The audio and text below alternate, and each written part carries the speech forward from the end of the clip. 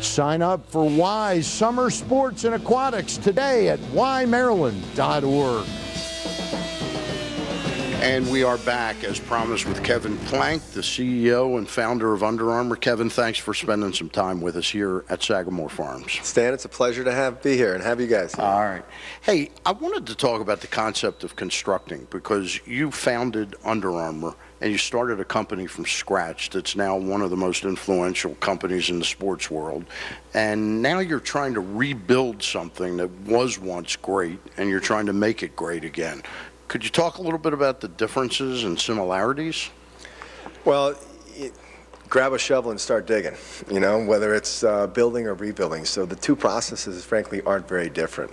I spent a lot of time talking about what philosophy are we putting at Sagamore? What are we trying to accomplish? And more than anything, it's a lot of the same principles that we use at Under Armour.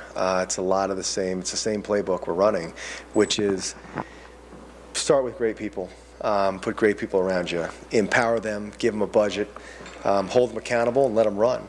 And we've been extremely fortunate with the team that we have here, from my farm manager, Tom Mullican, and the team that he's assembled with, you know, inside and outside of the team, and from the grounds crew and Jonathan, the team we have here, to a guy named Dan Rosenberg, who ran Three Chimneys for 30 years, has been consulting with us for the last 4 or 5 years since we bought our first string of horses.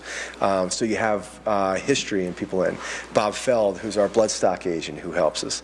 Boy, I mean, our accountants and lawyers, I mean, it goes down to put good people around an object, you know, give them a goal, give them something to shoot for, and let them build, and good things will happen. And so we've been very fortunate with that. The passion for racing, where did that come from? I know you played ball, so you were interested in sports, but were you always a horse racing enthusiast? Well, I was. So I got my itch at the Preakness and when I was a student at Maryland, and we used to spend time on the infield, which there's been many YouTubes about what happens on the infield. So I definitely cut my teeth. You were an early day Kegasis. No question. We cut our teeth the right way and left sunburn and feeling good by the time the Preakness day was over.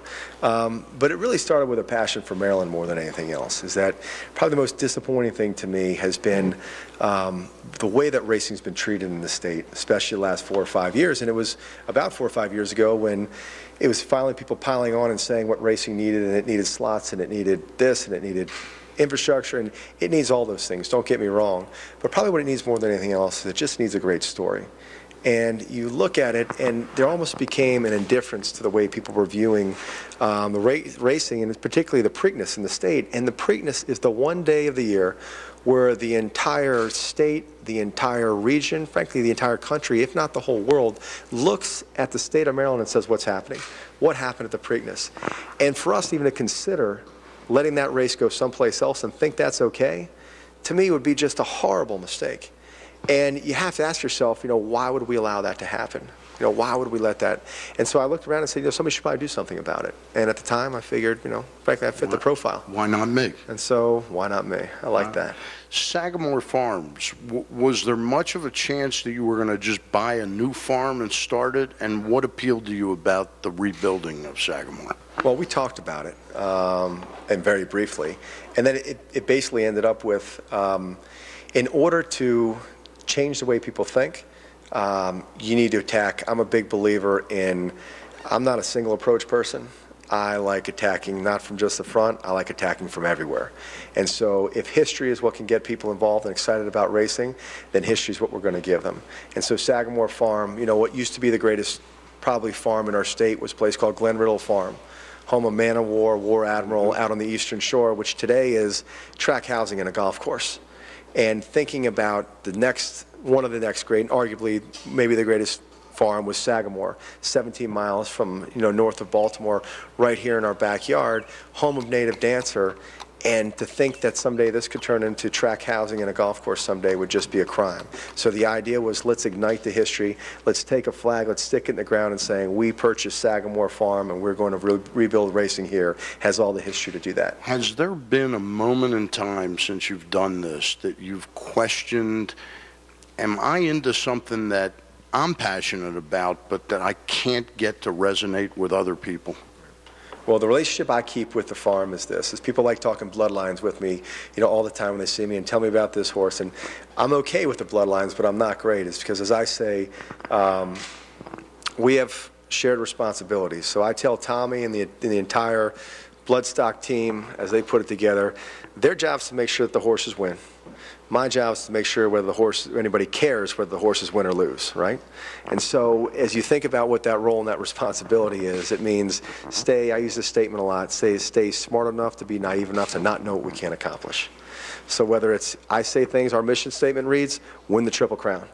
And people are going, win the Triple Crown? It hasn't happened since '79. You know, how's that going to happen? And you say, well, why can't we?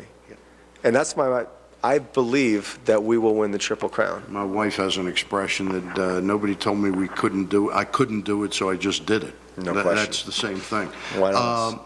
What's the goal right now? You know, you have, what, 8 broodmares right now at Sagamore, and what's the ultimate goal there? So if I had our perfect druthers, is that the vision we have for the farm is be self-contained right now. There's a lot of impressions of what's happening with racing here. Fortunately for us, the first decision we made when we bought the farm was to put the perimeter fence up and make sure that we control the controllables. We control our own destiny. And that means our own track. We have a 3/4 mile track outdoor. We have a 1/4 mile indoor track here. We have 190 stalls in the barn. We have our own trainers. We have our own jocks. We want to raise, we want to breed, we want to race them off of this farm. And that really puts the onus on us. And if we had a vision, this farm would have 15 to 20 quality broodmares, which would give us, 8 to 10 good shots at the Kentucky Derby every year and the Preakness and the Triple Crown races. And, it would put us in a position to, have great quality of horses that would race there too. We appreciate you taking some time. We really do. And, one of the things about racing is storytelling, and it looks like you're building some great stories here. Great product. The 4 principles I call it Under Armour. They call them our 4 pillars. Build great product, tell a great story about our product, service our business, and build a great team. That means the people, and of course it means the horses. Big hat, no cattle's not too good. All right. He's Kevin Plank. He's the CEO and founder of Under Armour. We thank him for coming in and talking. We'll be right back. Thanks, Dan. In the horse racing world, all eyes are on Baltimore this weekend, and you can get all the Preakness coverage you need at csnbaltimore.com. Get John Eisenberg's take on the infield festivities, plus extensive post-race coverage at csnbaltimore.com.